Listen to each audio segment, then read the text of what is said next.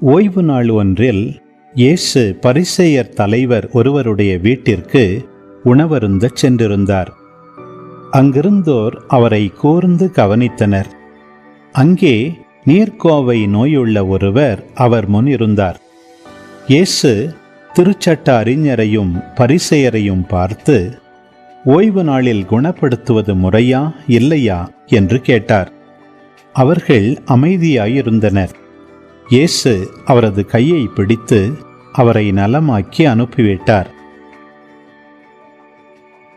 பிறகு அவர்களை நோக்கி, உங்களுள் ஒருவர் தம் பிள்ளையோ மாடோ கிணற்றில் விழுந்தால் ஓய்வு நாள் என்றாலும் அதனை உடனே தூக்கிவிட மாட்டாரா என்று கேட்டார். அதற்கு பதில் சொல்ல அவர்களால் இயலவில்லை.